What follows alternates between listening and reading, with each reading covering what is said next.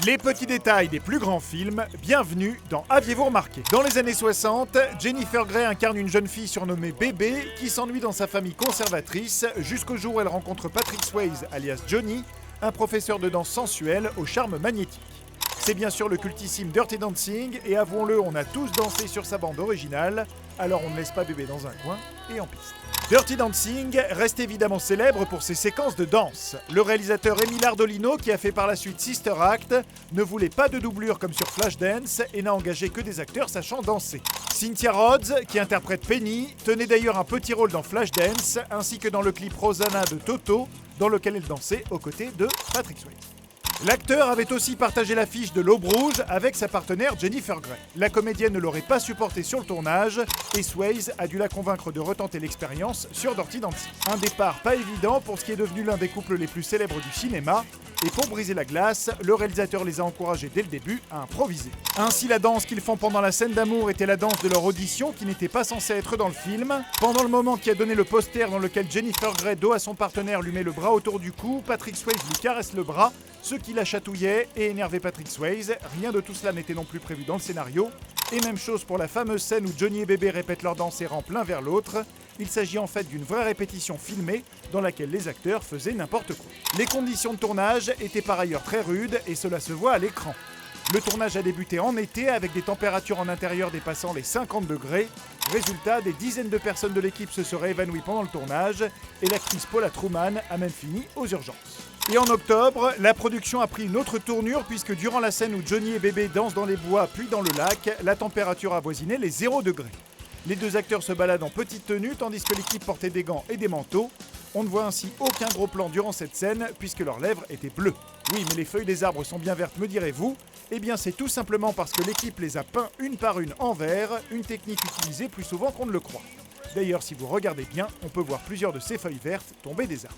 Pour en revenir au couple principal, Jennifer Grey avait 27 ans, soit 10 ans de plus que son personnage, tandis que Patrick Swayze en avait lui 35, soit 15 de plus que Johnny.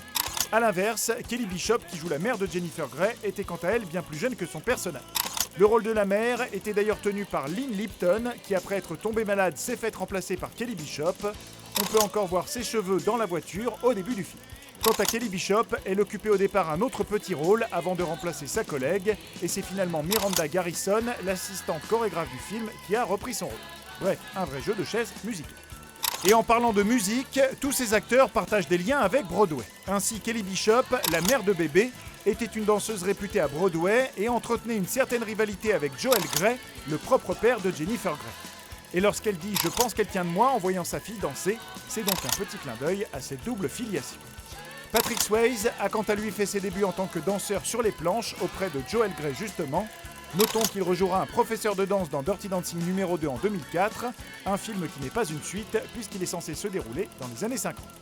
Enfin, précisons que Dirty Dancing marque les débuts au cinéma de Wayne Knight, qui deviendra par la suite Newman dans Seinfeld ou Nedry dans Jurassic Park. Côté bande-son, l'album du film a été vendu à plus de 32 millions d'exemplaires et chose rare, un second album est sorti dans la foulée.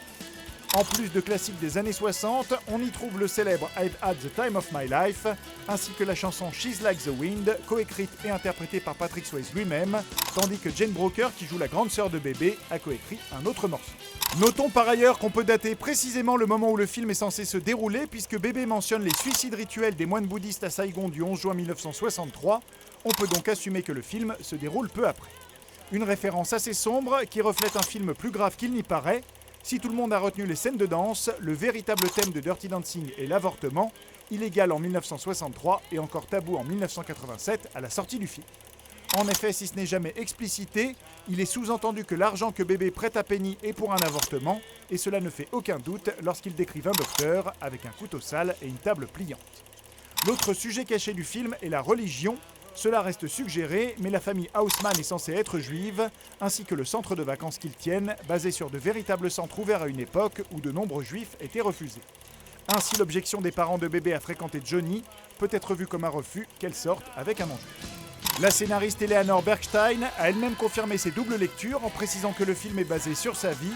Les liens avec sa propre histoire vont jusqu'au prénom, puisque Bébé se présente à Johnny comme Francis d'après la première femme du cabinet, une référence à Francis Perkins, secrétaire du travail au cabinet de Franklin Roosevelt. Or, Eleanor Bergstein partage elle aussi le prénom d'une proche de Roosevelt, celui de sa femme. Mais ça, bien sûr, vous l'aviez remarqué. Non ?